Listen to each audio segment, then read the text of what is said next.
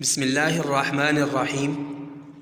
ماہ رجب میں رائج بدعات و رسومات میں سے ایک غیر شرعی عمل یہ بھی ہے کہ بہت سارے لوگ ماہ رجب میں اور خصوصاً اس کی 22 اور 27 تاریخ کو حلوہ، چاول یا دیگر کھانے پینے کی چیزیں تقسیم کرتے ہیں۔ اس کو بہت بڑے اجر و ثواب کا باعث سمجھتے ہیں اور اس کے خود ساختہ فضائل بھی بیان کرتے ہیں۔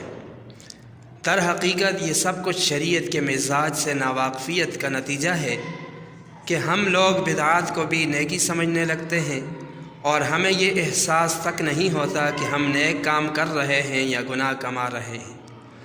حقیقت یہ ہے کہ یہ تمام تر چیزیں بدعات کے زمرے میں آتی ہیں جن سے اجتناب کرنا نہایت ضروری ہے، اور اس کے ناجائز ہونے کی کئی وجوہات ہیں۔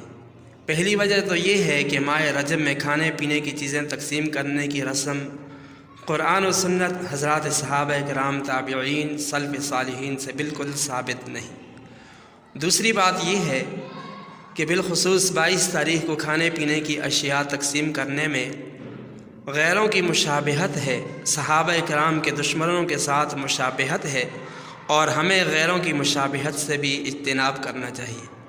تیسری وجہ یہ ہے کہ اگر ماہ رجب کے ان کھانے پینے کی اشیاء تقسیم کرنے سے مقصود ایصال ثواب ہے تو ایصال ثواب کے لیے شریعت نے نہ کوئی دن مخصوص کیا ہے، نہ مہینہ متعین کیا ہے، تو اپنے طور پر دن اور مہینہ متعین کرنا یہ شریعت کے مزاج کے خلاف ہے۔